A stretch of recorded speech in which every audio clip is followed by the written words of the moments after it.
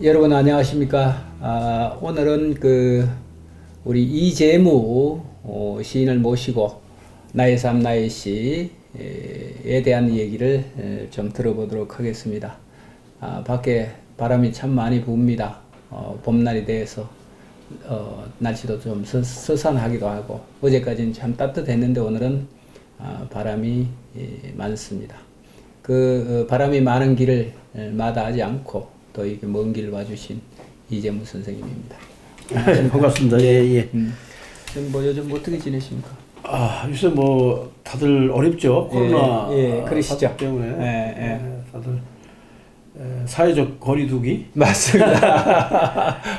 또 우리 나이는 뭐 그렇지 않아도 그 사회적 거리두기가 자연스럽게 이루어지는 나이인데 거기다가 이제 또 심각하게 사회적 거리두기를 강조하니까 아주 쓸쓸한 시간들입니다. 그렇습니다. 그 사회적 거리두기 이제 얘기하시니까 여기 이제 이 프로를 위해서 이렇게 모시기가 요즘 참 조심스럽고 그렇습니다. 그럼에도 불구하고 이렇게 와주셔서 너무 감사합니다. 자, 우리 구독자 분들을 위해서 익히 이재무 시인 하면 우리 대한민국 대표 시인이십니다. 다 알고 계시지만 그래도 한번 이해를 돕기 위해서 간단하게 양력을 좀 말씀을 드리도록 하겠습니다. 충남 부여에서 태어나셨네요, 선생님. 참 부여가 저는 한 2번인가 이렇게 가본 적이 있는데 공산성이던가요? 부여. 공인은 이제 공주죠. 공주인가요? 여기 사비성. 그러니까 사비성. 그렇군요. 참 좋은 고향이다 이런 생각을 늘 갈 때마다 하게 되었습니다. 그리고 83년도에 삶의 문학으로 작품 활동을 이제 시작을 해서 본격적으로 이제 두각을 나타내기 시작을 하십니다. 제 삶의 문학이란 게 아직도 잡지가 없습니다. 지금 그냥 무크지예요. 무크지였던가요 이게? 동인지 색깔. 그렇군요. 학교에서도 대학에서도 여러 대학에서 강의도 오래도록 이렇게 하시고 또 활동도 많이 하셨습니다. 시집으로는 섣달 금음, 온다던 사람 오지 않고 벌초, 몸에 피는 꽃, 시간의 그물, 위대한 식사, 푸른 고집, 저녁 6시, 경쾌한 유랑, 슬픔에게 무릎을 꿇다, 슬픔은 어깨로 운다. 시선집이 또 나왔습니다. 길 위의 식사, 그 외에 이제 산문집이 생의 변방에서 세상에서 제일 맛있는 밥, 집착으로부터의 도피, 쉼표처럼 살고 싶다. 시를 쓰시면서 또 다양하게 시평도 아주 날카롭게 이렇게 하셨는데 이 시평집이 사람들 사이에 꽃이 필 때가 있고요. 우리 대한민국 대표 시인 다우시게 또 우리가 윤동주 문학상 받으셨고 서울시 문학상 아주 최고의 상입니다. 최고의 우리 문학상입니다. 난고 문학상, 편운 문학상, 우수상, 풀꽃 문학상, 송수건 시 문학상, 유심 작품상이 있고요. 이외에도 허다히 많은 수상을 하셨습니다. 현재는 우리 도서출판 천년의 시작 대표직을 맡고 계시고 또 후배들을 위해서도 그렇고 우리 시인들을 위해서도 그렇고 아주 양질의 도서를 이렇게 많이 편찬하고 계십니다. 자, 거기에 이제 여기에 소개가 좀 빠졌는데 최근에 나온 시집 2권이 있습니다. 이게 이제 천년의 시작에서 나온 시집이고요. 우리 슬픔은 어깨로 운다라고 하는 시집이고, 그 다음에 2번째가 데스밸리에서 죽다. 요것도 최근에 아주 따끈따끈한 시집입니다. 그래서 데스밸리에서 죽다. 참 두 권 다 제목이 아주 좋습니다. 아주 더없이 시집 제목으로서는 괜찮은 제목인데 서점에 가시면 이것도 구할 수 있죠. 그럼요. 지금 서점에 가셔서 이렇게 또 시집 코너 이렇게 보시면 언제든지 구입할 수 있는 도수입니다. 여러분들이 좀 사랑을 좀 많이 해주시고 시도 좀 많이 읽기를 바랍니다. 자, 이제 양력 소개를 좀 이렇게 해드렸는데, 뭐 아까 우리가 천년의 시작 그 대표직을 맡고 계시잖아요, 선생님. 예. 요즘 잡지라든가 출판사가 좀 어렵지 않죠? 어떻습니까? 어렵죠. 네. 어려운데 이제 우리 출판사는 이제 생긴 지가 한 17년쯤 됩니다. 예, 역사가 꽤 되죠 이제. 되는데 예. 그 시인들이 십시일반 호주머니를 털어서 예. 만든 일종의 주식회사예요. 예, 좀 규모는 맞습니다. 작지만 예. 그래서 뭐 시인들의 그런 헌신이 아니면 이 출판사가 유지되기가 어려운데 다행히 시인들이 이제 적극적으로 또 헌신도 하고 협조도 해주시고 그래서 좀 그래도 근근하게 이어가고 있습니다. 예. 그 대체적으로 이렇게 보면 뭐 제 주위에서도 그렇지만 저도 이제 조그마한 뭐 책이라고 이렇게 잡지 형식으로 이렇게 만들어 한 뭐 대본 이렇게 내고 나니까 장난이 아니구나, 장난이 아니구나. 그래서 그 경영을 한다는 것 자체가 보통 어려운 일이 아닌데 그래도 시인들이 십시일반 전부 다 이렇게 힘을 모아서 그 운영을 하게 하는 그 힘은 아마 선생님이 그만한 협량을 갖고 계시고 너무 과람된 말씀이고요. 예. 그러니까 또 시인들이 다들 모여서 또 좋은 책으로 이렇게 출판을 하게 되는 것 같습니다. 요즘 시를 쓰는 그 인구가 참 많습니다. 뭐 세상은 참 각박하다고 얘기를 하지만 그래도 아직까지는 시를 사랑하고 좋아하는 분들이 참 많습니다. 그런 차원에서 편집합시다. 자, 그런 차원에서 이제 우리가 책을 내겠다라고 하는 사람들이 또 꽤 되지 않겠습니까? 그런 부분들은 뭐 선생님 어떻게 보시나요? 그 현상에 대해서. 아니 이제 그 우리나라는 좀 전 세계적 차원에서 보면 유례가 없는 나라죠. 뭐 시의 공화국이라고 해도 과언이 아닐 정도로 시를 사랑하는 민족입니다. 그리고 이게 뭐 최근에 생긴 현상은 아니고 오랜 한국인에게는 시의 유전자가 있는 것 같아요. 그렇죠. 그래서 뭐 거의 세계사적으로 봐도 이렇게 과언이 아닐 정도로 우리 한국인들이 시를 사랑하고 특히 이제 요즘 그 인터넷 시대에 이게 잘 들어맞는 장르가 또 시가 아닌가. 왜냐하면 이 속도의 시대에 저 짧은 장르 아닙니까? 오히려 그 산문보다 시가 더 이런 인터넷 시대에 더 잘 적응을 하고 그런 것 같습니다. 그래서 제가 그 우연한 기회에 뭐 일부러 조사한 건 아니고 우연한 계기가 있어서 알게 된 사실이 있는데 우리나라에 시 동호회가 10만 개가 넘어요. 그래서 대단한 그 시인과 많다. 많고. 그래서 근데 이제 문제는 그 시인구가 많은데 이 시인구 시에 관심 있는 분들이 그렇게 이제 그 양적으로는 숫자가 많은데 그 질적인 문제에 있어서는 좀 그래도 회의적인 측면이 있어요. 그래서 그 시에 대한 열정은 과거에 비해서 좀 밀도가 떨어진 느낌이 듭니다.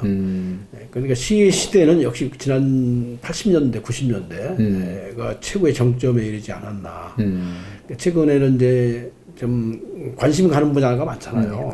인터넷 시대다 보니까. 맞습니다. 그럼에도 불구하고 여전히 그 시를 사랑하는 인구가 많다는 것은 대단히 고무적이고 시 쓰는 사람으로서 은근하게 또 자부도 느끼게 되는 그런 점이 있습니다. 그렇습니다. 근데 우리가 보편적으로 보면 일반인들의 입장에서 이렇게 보게 되면 시를 쓴다라고 하면 좀 특수한 그런 그 생각을 해요. 또 일평생 시를 업으로 야, 이렇게 한다는 게 또 쉽지만은 않잖아요. 그래서 일반인들이 이렇게 볼 때는 참 특이한 사람이다 또는 예외적인 사람이다 뭐 이렇게 생각을 하게 되는데 아까 이제 우리가 양력을 이렇게 보니까 선생님 고향이 부여입니다. 네. 그죠? 부여에. 그래서 이렇게 잘하셨는데 정확하게 얘기하면 충남 부여군 석성면 현내리 396. 그렇습니다. 아마 이제 그 누구나가 그런 그 계기성은 있겠죠. 뭐 어떤 일을 하든 간에 동기가 있을 테고 시인이 됨이라고 하는 것은 또 시인 됨 나름대로의 어떤 그 동기와 계기가 있습니다. 그죠? 예. 선생님 뭐 지금까지 아주 훌륭한 시를 이렇게 많이 쓰시는데 어떻게 시를 쓰시게? 글쎄요, 저희가 이제 다른 그 시인들이나 작가들하고 좀 다른 특성이 하나 있는데 이게 뭐 이렇게 어떻게 들릴지 모르겠어요. 예. 자화자찬으로 들릴 수도 있는데 저는 그 문학 청소년 시기를 예. 거치지 않았습니다. 거치지 못했어요. 아 문청 시절이라고 하나요 우리가? 네, 그 시절이 없었어요. 예. 뭐 저는 뭐 학창 시절에는 그 문학에 관심이 없었고요. 예. 근데 이제 역시 그 사람은 그 인적 환경이 중요한 것 같아요. 사람을 누구를 만나느냐, 그 인연에 의해서 인생이 결정되고 좌우되는 경우가 적지 않더라고요. 저의 경우도 마찬가지인데 저는 이제 군대 갔다 와서 복학을 하고 이상하게 이제 같이 어울려 지내는 분들이 다문화계 그 관여를 한 분이었고 그런 이제 선후배를 만났죠. 예. 그래서 그들하고 이제 어울리다 보니까 나도 모르게 자연스럽게 그 문학의 악성 바이러스에 감염이 돼서 예. 지금까지 그 장기 환자로 예. 치유가 불가능한 환자로 살고 있습니다. 예. 저에게 그 바이러스를 예. 그 옮겨놓은 그 당사자들은 지금 치유가 돼서 정상인으로 사시는 분들이 꽤 있는데 정작 바이러스 옮겨주고 본인들은 좀 예. 안 하는 거죠. 저는 뭐 뒤늦게 감염돼서 예. 지금 이 문학이라는 이 바이러스가 아주 이게 독한 바이러스입니다. 코로나 이상으로 아주 힘든 바이러스인데 한번 이게 걸리면 치유가 참 어렵습니다. 예. 맞습니다. 아 그러셨구나. 예. 그 참 특이한 계기성입니다. 근데 우리가 보통 보면 늦바람이 늦바람이 무섭다잖아요. 늦게 배운 도둑. 늦게 도둑이 뭐 날새는 줄 모른다 뭐 이렇게 되는데 사실 우리가 그 한 세계를 일관성 있게 밀고 간다는 건 정말 그 힘든 일이고 어려운 일입니다. 그죠? 그래서 선생님이 또 나름대로 또 뭐 이렇게 시를 아주 열정적으로 이렇게 써오시면서도 또 아무리 시가 좋기로서니 또 나름대로 이렇게 흔들리거나 이렇게 한 계기는 없었습니까? 그게 그 전에 그 제가 그 박목월 선생님이 쓰신 시작 노트인가 뭐를 우연히 본 적이 있는데 그분이 그런 글을 쓰신 적이 있어요. 어떤 거냐면은 고등학교 시절에 당신보다 훨씬 뛰어난 친구가 있었다. 그 다방면에. 근데 이제 그 박목월 선생님은 그 친구보다 좀 못하지만 유일하게 잘하는 것이 시였다. 근데 신경림 선생님 같은 경우도 그 비슷한 얘기를 한 적이 있어요. 그 이분이 잘하는 게 시 쓰는 거 하고 바둑 두는 거 하고. 아 신경림 선생님 바둑을 잘 두시나요? 아마추어 바둑인데 한 그 1단쯤 됩니다.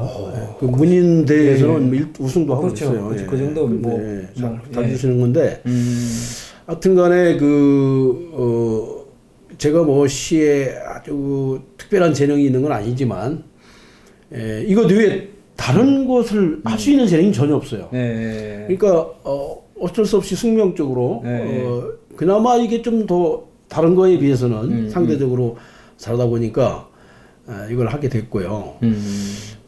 두 번째 저는 이제 그 시 쓰는 일이 직업이 됐어요. 그러니까 뭐 어디 강의 같은 경우 강연 나가고 또 해서 이제 출판업이라니까 그러다 보니까 이게 제 이제 운명이 돼버렸는데 처음부터 그랬던 건 아니고요. 그래서 이제 그런 것입니다. 그런데 저는 이제 지금도 항상 제가 강조하는 것이 생활을 굉장히 중시하는 신이에요. 그래서 뭐 문학 함내 뭐 시습내 해가지고 생활을 게을리한다거나 또 저 가정 생활에 소홀히 하는 사람들 들어있던데 저는 그런 생활 태도는 굉장히 안 좋아합니다. 그래서 저의 모토는 항상 시도 문학도 생활 속에서 온다. 생활의 발견. 이렇게 뭐 홍상수 감독의 영화 제목 생활의 재발견. 그렇습니다. 네, 생활의 재. 그렇군요. 선생님 씨가 이제 전반적으로 뭐 뒤에 가면 좀 더 구체적인 얘기가 이어지겠지만 서정과 리얼리즘이라고 하는 두 가지 이 어떤 세계를 복합적으로 이렇게 쥐고 있다라고 생각을 해요. 제 입장에서는. 거기에 이제 더해서 잠깐 말씀을 하셨는데 시를 쓰시게 된 동기가 주위를 둘러싸고 있는 인적 자원에 의해서 그것이 자양이 돼서 오늘까지 시를 쓰셨다. 이렇게 얘기를 하셨는데 혹시 그 영향이 신경임 선생님이나 뭐 이쪽 아닙니다. 그건 아니신가요? 그 신경 선생님은 나중에 이제 등단하고 나서 제가 서울 생활을 할 적에 만났고 자주 뵀고요. 제가 지금 한국 작가회라는 그 문인단체 있죠. 작가회가 있죠. 그 문인단 제가 처음에 70년대 자유시청 문인협회로 시작을 해서 이문구 선생님하고 신경 선생님 맞습니다. 백락정 어른들이 했다가 1987년도에 민중문학 작가회의로 사단 법인화되면서 그 확대가 돼요. 그러면서 이제 그때 제가 그 실무 간사를 했어요. 그때 그래서 이제 그때 제가 모셨던 분들이 백낙정, 신경님, 황석영 이런 분들을 제가 20대 그때 후반이죠. 중후반인데 그래서 이제 그때 그 어른들하고 인연을 갖게 되었고 그 전에는 아까 얘기한 삶의문학 동인들, 동인들을 그 삶의문학 동인이 대전 충청 지역을 중심으로 해서 80년대 맞습니다. 그쪽에 그 당시는 이제 무쿠지 시대였어요. 맞습니다. 무쿠지가 유행이었고. 맞아요. 그렇군요. 그래서 그 선생님 시적 일종의 그 자양들이 그 작가회의라든가 민족문학 그 작가회의죠. 그쪽에서 이렇게 많이 또 차용이 되기도 하고 또 원래 또 선생님이 본래적으로 내재하고 있는 그 성정이 기질이 이제 그쪽하고도 또 코드가 이렇게 맞아서 그렇지 않을까요? 글쎄요, 뭐 그걸 어떻게 설명해야 될지 모르겠습니다만은 각 시대마다 그 문학의 패러다임이 있지 않습니까? 패러다임이라는 말은 이제 생물학자 마나임이라는 분이 그 패러다임이라는 말을 정의한 걸로 제가 알고 있는데 그 정의가 대략 이런 얘기더라고요. 뭐냐면 패러다임은 절대적이나 객관적인 공준이 아니라 한 시대 사회 그 구성원들의 합의에 의해서 기초된 것이기 때문에 그 합의가 달라질 수도 있다. 그러니까 우리가 이제 과학에서도 천동설이 지동설로 바뀌지 않습니까? 갈릴레오에 의해서. 그러니까 이제 당시 사회 구성원들이 합의를 해줬기 때문에 그 과학의 패러다임도 바뀌거든요. 근데 문학은 더 말할 나위가 없겠죠. 문학은 과학에 비해서 훨씬 상대적이고 주관적인 장르이기 때문에. 근데 제가 이제 문학을 시작할 때가 시대적 상황이 80년대 아닙니까? 80년대라고 하는 것은 우리가 한마디로 말해서 격동기, 정치적 혼란기였잖아요. 그래서 그 당시에는 뭐 노동운동도 있었고 통일운동, 뭐 아주 내외적으로 어려운 시기인데 그러다 보니까 자연히 문학의 자장이랄지 패러다임이 민족문학 또는 민중문학, 노동문학, 농촌문학 이런 시대였단 말이에요. 그러니까 제가 이제 대학 시절 군대 갔다 와서 그러한 시대적 분위기를 영향을 안 받을 수가 없는 거죠. 그런 것이고 대부분 뭐 제 또래는 그런 패러다임의 자장 속에서 문학을 시작하지 않았을까 하는 생각이 듭니다. 물론 이후에는 이제 시대적 변화에 저도 나름대로 탄력적으로 대응을 해왔습니다. 이제 변해가는. 우리가 이제 지금 뭐 이 얘기를 이제 미리 이제 우리가 선취해서 하고 있는데 80년대 그 70년대 그 좀 더 소급해서 올라가면 70년대 80년대를 거쳐오면서 아마 대한민국의 지금 선생님 말씀하셨지만 패러다임의 중심이 바로 이제 민중과 그 다음에 정치적인 어젠다와 그 다음에 우리가 그 뭐라고 해야 되나 서민이라고 하는 소외계층에 대한 관심들 뭐 이런 것들이 이제 주류를 이루었던 시대가 이제 70년대 80년대 고대 담론이라고 하죠. 그렇습니다. 그렇게 이제 넘어오면 이제 거기에는 또 참여시라고 하는 뭐 그런 부분도 있고요.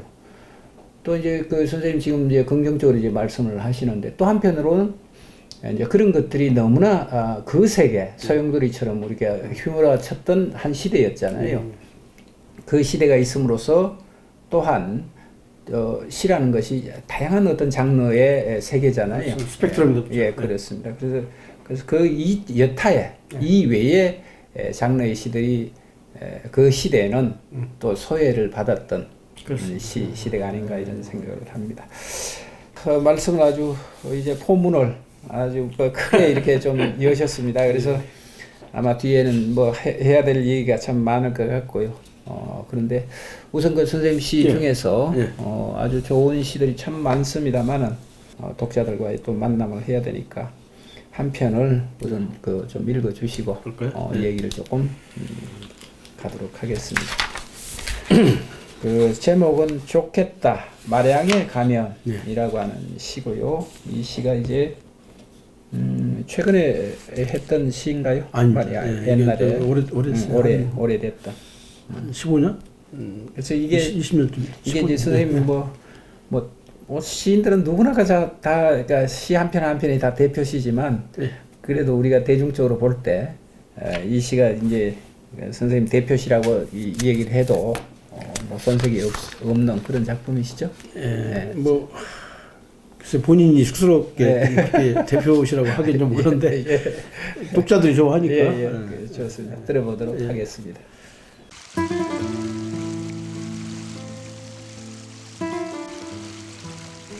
좋겠다 마량에 가면 이제무 몰래 숨겨놓은 여인 대불고 소문조차 아득한 먼 포구에 가서 한 석 달 소꿉장난 같은 살림이나 살다 왔으면 한나절만 돌아도 동네 안팎 구구절절 훤한 누이의 손거울 같은 마을 마량에 와서 빈둥빈둥 세월의 복록방에 누워 발가락 장단에 철진한 유행가나 부르며 사투리가 구수한 갯벌 같은 여자와 옆구리에 간지럼이나 실컷 태우다 왔으면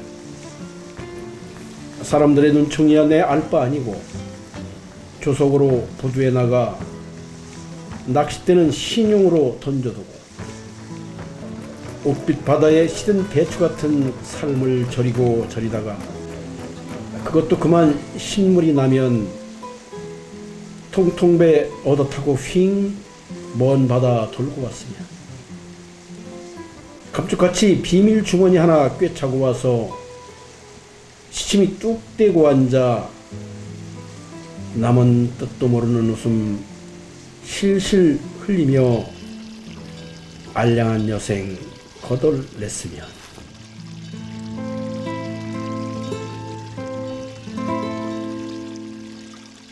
예, 좋습니다. 참 뭐 누구나가 다 꿈꾸는 일탈이고 또 그 일탈 속에 한 삶이 있고 또 그 기분이 있죠. 그래서 조금 이제 우리가 복기를 해서 좀 들어가 보면 이 시는 선생님 그 세계에서 시적 세계에서 나는 이 시를 가지고 이런 이야기를 조금 더 해보고 싶었다. 뭐 이런 쪽이 있나요? 내재적인 어떤 의미 같은 것들이. 저는 이제 그 몇 차례 그 다른 계기가 주어져서 뭐 인터뷰 대담을 한 적이 있습니다만, 예. 그때마다 저의 그 시작 방법론이랄까 밝힌 적이 있습니다만, 예. 오늘도 간단히 말씀을 드리면, 저는 어떤 뭐 계획을 가지고 시집을 내거나 시를 이렇게 써온 사람이 아니고, 예. 그때 사물과 세계에 대해서 순간적인 감흥, 그 순발력에 의존해서 주로 시를 써왔습니다. 근데 이 시는 이제 마량하면은 지역이 두 군데가 있어요. 이게 이제 실제 하고 있는 지명인가요? 맞습니다. 예. 어디냐면은 실제성이군요. 전라도 저기 목포 옆에 가면 예. 마량이라는 지역이 있고요. 예. 그 나중에 저도 알게 됐는데 예. 서천에 가니까 또 마량이 있더라고요. 충청도 서천요. 예. 근데 이 마량이라는 말이 지명이 왜 생겼냐면 예. 고려 시대 때 그 항몽 그 고려 시대 우리가 이제 몽고군의 침입을 받지 않습니까? 예. 그래서 이제 그 여몽 연합군에 저항하기 위해서 그 당시는 이제 그 무인 국가 아니에요, 그죠? 예. 그래서 이제 그 저항하는 세력이 제주도에 간 거예요. 제주도에서 그때부터 말을 키웠다고 합니다. 말을 키워서 제주도가 이제 말에 고장이 됐는데 말을 다 키운 말을 실어온 곳 두 군데예요. 그러니까 서천으로 실어왔고 목포로 실어왔고. 그런데 그런 지명의 유래가 있더라고요. 근데 그 이웃이는 이제 그와 상관없는 거고. 제가 이제 거기 목포대에 김선태 시인이라고 있어요. 근데 그 친구하고 친한데 가끔 이제 그 목포에 가면 마량에 가서 낚시도 하고 막걸리도 잡수고 그쪽 가서 회도 먹고 그랬는데 그때 이 느낌을 쓴 거예요. 근데 뭐 아까 우리 선생님 얘기하셨듯이 시인에게는 이제 그 잠재적으로 탈주에 대한 욕망이 있잖아요. 그렇죠. 그 일상의 탈주. 맞습니다. 그러나 그 그것을 현실화하기는 어렵죠. 그렇죠. 현실화하면 시를 못 쓰죠. 또 가정이 어떻게 가게사가 흔들리고 도덕적으로 문제가 있으니까. 그래서 이제 마음속으로 이렇게 로망을 꿈꾸는 거죠. 중년의 로망이라고 얘기하면 돼요. 그러니까 시라는 것은 뭐 저는 그런 생각을 합니다. 현실에서 이루지 못한 세계를 여기에서 복귀해서 다시 재현하는 게 시잖아요. 그래서 저는 그 문학에서의 윤리라는 것은 그 실제 우리가 일상생활에서의 윤리와 구분해야 되는데 맞습니다. 저는 그 문학에서의 비윤리는 감동이 없는 작품 이게 문학의 비윤리다. 그게 문제. 오히려 그게 문제다. 그것이 문제다. 그게 문제다. 그 문학에서의 윤리는 감동이 있는 작품입니다. 문학은 종교나 이념이나 도덕이 아니기 때문에 문학에서의 상상력의 영토는 제한돼서는 안 된다. 그러니까 자유롭게 당연하죠. 자유롭게 그래서 문학에서 도덕을 윤리를 따져서는 안 된다는 거죠. 좋습니다. 아주 이걸 이렇게 혼자 앉아서 가만히 읽고 있으면 누구나가 다 이렇게 동화되고 훌쩍 떠나고 싶은 마음이 안 생기겠습니까? 이 시를 이렇게. 제 집사람도 좋아하더라고요. 그렇군요. 집사람도 아니 집사람이라고 뭐 이런 탈주의 욕망이 없겠습니까? 그렇겠죠. 자, 저는 이 제목에서 마량이라고 하는 이 발음이 아주 좋습니다. 마량이라고 이제 선생님 말씀하셔서 말을 키워서 그 집합 장소가 이제 마량이라는 서천과 목포인데 우리가 보통 보면 무진기행 김성욱 선생님 작품이잖아요. 그 무진이라는 지명이 저는 실체하고 있는 지명인 줄 알았어요. 처음에는. 없죠. 그래서 그거는 상상의 세계에서 존재하고 있는 작가가 꿈꾸고 있는 그 세계가 무진이더라고요. 보니까. 그와 마찬가지로 이게 마량의 가면이라고 하는 이 제목이 혹시라도 그와 연관이 되어 있는 그 제목이 아닌가. 아닙니다. 저는 혼자 그런 생각을 했습니다. 참 좋습니다. 제목이. 자, 하나하나 조금 이제 들여다보면서 말씀을 좀 듣도록 하겠습니다.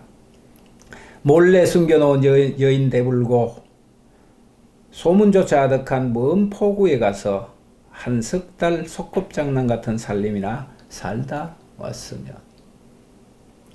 저도 그렇습니다, 선생님. 그 숙달이 좋아요. 왜냐면 이게 3년 가면 골치 아픕니다. 이게 3년 가면은 그거는 그러면 이제 업을 쌓는 일이고 업을 쌓는 일이고 한 달은 좀 아쉽고 예. 그래서 제가 고민을 많이 했어요. 예. 이걸 그 기간을 예. 뭐 달포로 할까 하다가 그래도 제대로 이렇게 정을 나누려면 숙달은 해야지 않나. 또 길게 가면은 이게 그렇죠. 또 고통이죠. 스캔들이 돼요. 예, 스캔들이 되고 고통이죠. 그래서 우리가 미련도 고통도 없는 그 접점이 그 경계가 한 석 달이다. 아니 고통은 있는데 이게 이제 충분히 나중에 어차피 돌아와서 치유해야 되니까. 또 길게 가면은 치유를 가는 불치정이 되니까 나름대로 계산을 했어요. 그 장곡들하는 시인이 그런 말을 했어요. 뭐냐면 시는 수학자 같다. 그러니까 이게 언어 계산도 해야 되지만 막 그 감성에 의해서 시를 쓰는 것 같지만 최종적으로는 운산을 해야죠. 그렇습니다. 그래서 이제 그런 면에서 치밀한 계산을 해야 됩니다. 이것도 계산해서 나온 거예요. 네. 참 누구나가 이런 아득한 또는 그 동경의 세계를 좀 꿈꾸지 않겠습니까? 네. 그래서 이런 얘기하면 이제 선생님이나 저나 이제 저녁에 자유롭지 못할 텐데 집에서는 아니 집사람도 좋아한다니까. 그래요? 그래서 저는 이제 이런 얘기 이렇게 하면 아마 집에서는 저희가 이렇게 살면서 나 이외에 또 다른 생각을 하고 있나 뭐 이런 그 생각을 또 할 수도 있어요. 아니 근데 실제로 그런 일을 벌이는 사람은 이런 시 안 쓰죠. 그렇죠? 그런가요? 예, 좋습니다. 자, 한나절만 돌아도 동네 안팎 구구절절 훤함 누이의 손거울 같은 마을 마량에 와서 빈둥빈둥 세월의 복록방에 누워 발가락 장단에 철진한 유행가나 부르며 사투리가 구수한 갯벌 같은 여자와 옆구리에 간지럼이나 실컷 태우다 왔으면 그렇게 하고 나면 이 세상에서 온갖 마음의 짐, 고통 이런 게 좀 없어질까요, 선생님? 아니 그보다도 이제 저런 이제 이 시인들의 기질은 좀 이렇게 우리 시청자들이 어떻게 들을지 모르겠습니다. 좀 건달 기질이 있어야 돼요. 맞아요. 건달 기질. 원래 건달이라는 말은 좋은 말입니다. 불교에서 왔단 말이죠. 맞습니다. 악길, 건달바. 건달바. 오케이. 그 악기를 다루는 스님들이죠. 맞습니다. 그래서 예인 기질이 있는 사람이 건달이에요. 근데 이제 공무원들 가운데 물론 이제 시인들이 있습니다만은 공무원 생활을 하면서 좋은 실수는 좀 불리하지 않을까. 왜냐면 너무 제도적 일상에 얽매여 있기 때문에 교육화되어 있는 그렇습니다. 그래서 대체로 보면은 그 시인들 중에 이렇게 어른들도 보면은 비정규직이거나 또 건달 출신들이 시인들이 시를 잘 쓰더라고요.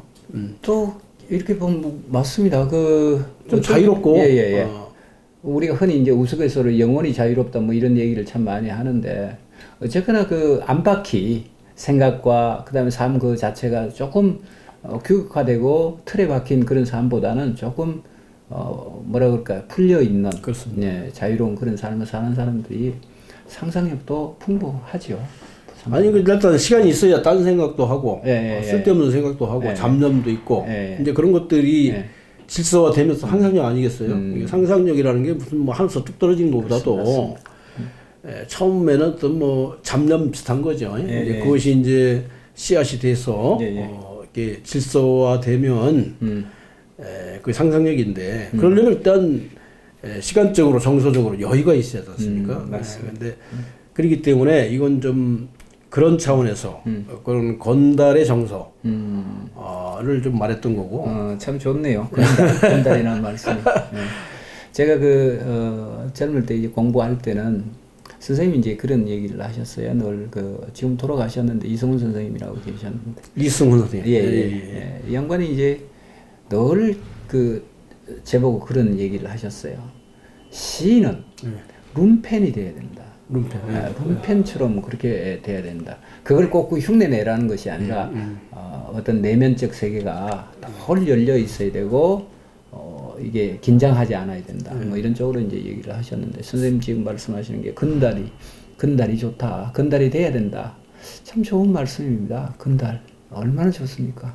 근데 실제로 건달이 되면 이제 생활이 힘드니까 예. 마음 정신적 건달이죠. 그런데 저는 실제 생활에서는 굉장히 부지런하고 근면한 사람이었어요. 아까 얘기하셨잖아요. 맞습니다. 근데 시에서는 근데 시에서만큼은 그걸 누릴 수 있어야죠. 네. 그래서 이제 실제 생활과는 표리 부동입니다만. 맞습니다. 여기 이제 그 말씀을 하시네요. 사람들이 눈총이야 내 알 바 아니고 이렇게 나옵니다. 그 눈총이라는 것은 일종의 그 교육화되고 제도화된 삶의 어떤 그 태도겠죠. 그런 부분들이겠죠. 사람들이 왜 너는 다르냐, 뭐 너는 왜 우리의 생각과는 차이가 나느냐, 뭐 이런 쪽으로 바라보고 있는 시각이 아니겠습니까? 이제 그런 거기도 하고요. 예. 왜냐하면 이제 우리 한국 사람들은 특히 남을 의식을 하는. 왜냐하면 타자의 시선을 지나치게 의식을 많이 하는 것 같아요. 그래서 왜 그 머들러라는 그 철학자의 아들인가요? 그분이 미움받을 용기라는 책도 쓴 적이 있다 하지 않습니까? 그 철학자의 글이 한국 독자들한테 왜 사랑을 받았겠어요? 그러니까 한국인의 무의식에는 이 타자의 시선으로부터 지나치게 억압된 측면이 있는 것 같아요. 맞습니다. 저도 마찬가지고요. 근데 그래서 이것도 뭐 그런 거죠. 지나치게 외부의 시선. 물론 이제 그걸 전혀 무시할 수는 없죠. 없지만 과도하게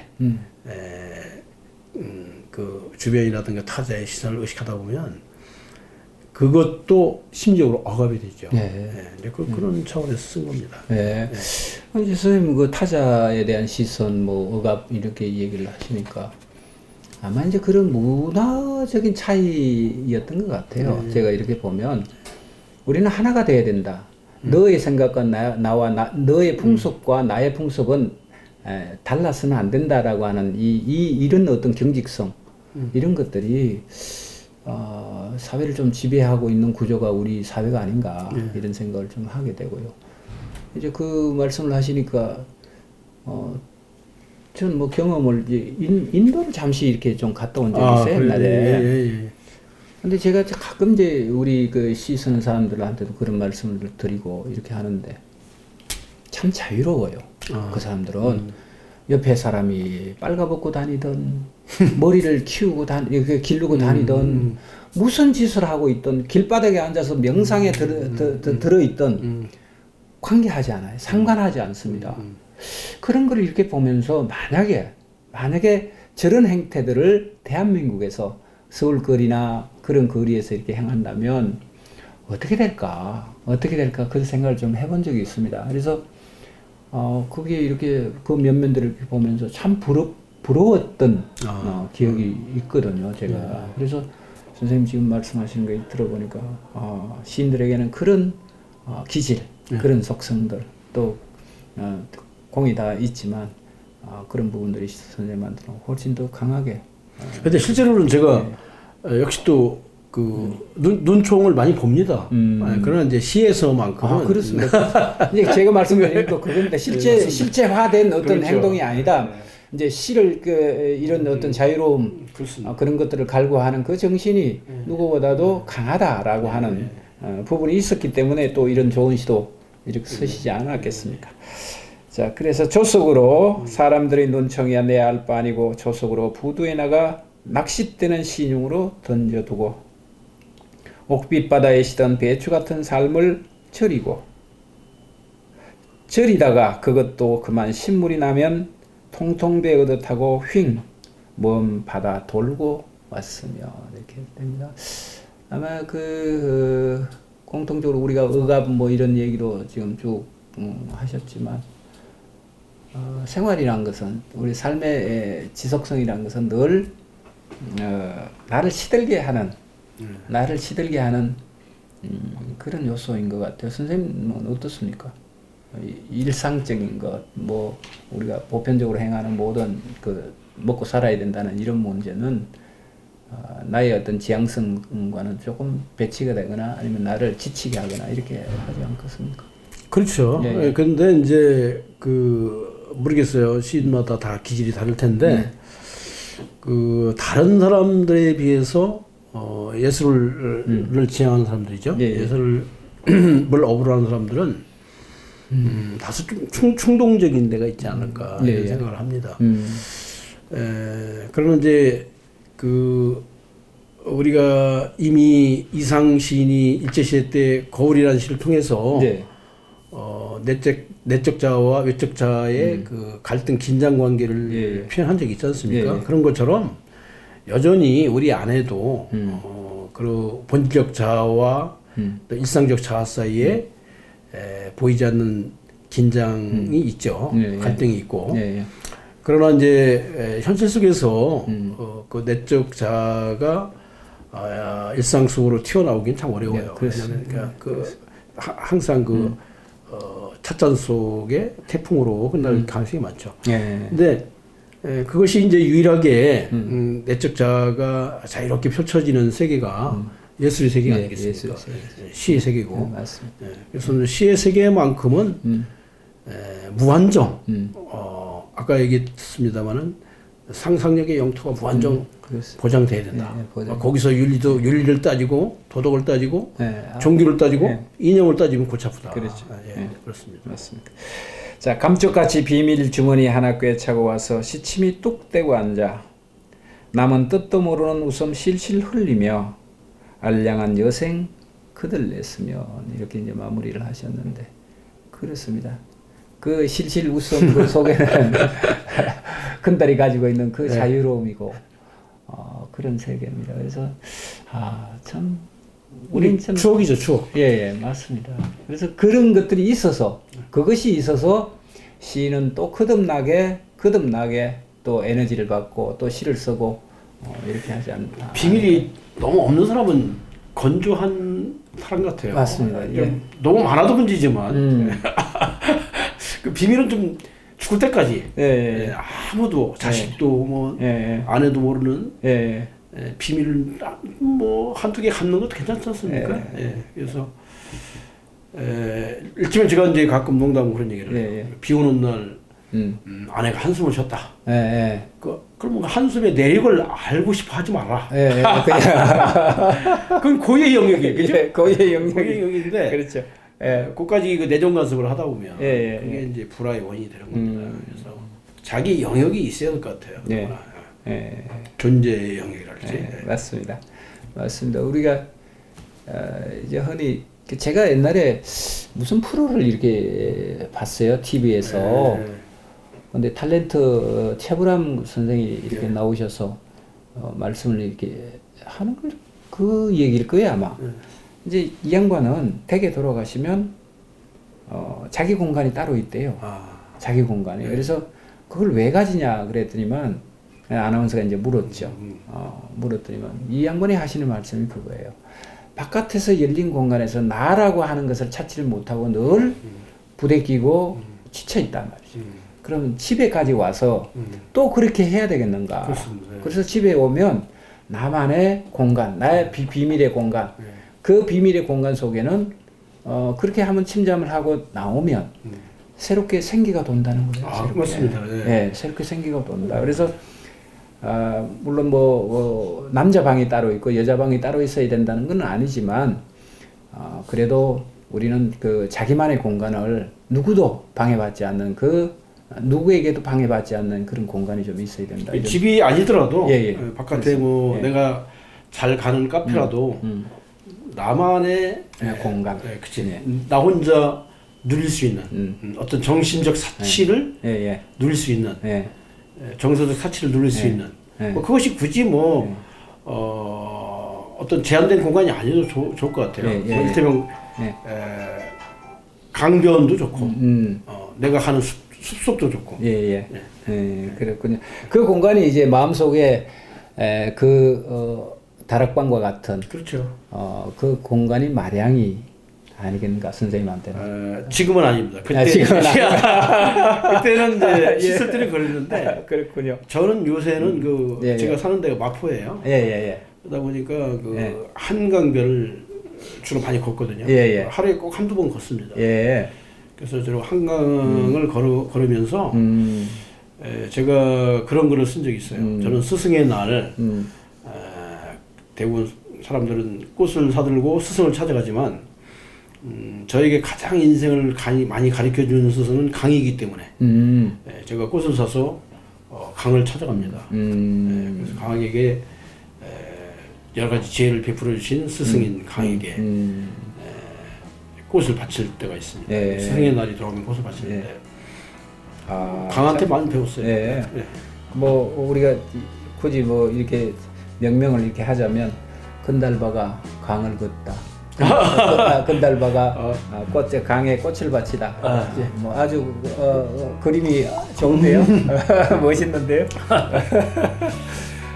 자, 좋습니다. 우리 이제 선생님 첫 시가 이제 좋겠다. 마량의 가면이라고 하는 시를 가지고 이제 독자들하고 이제 만나는데 좋습니다. 자, 여기까지 이제 하고요. 선생님 좀 5분간 좀 쉬었다가. 쉬었다고. 힘드시죠? 네, 맞습니다.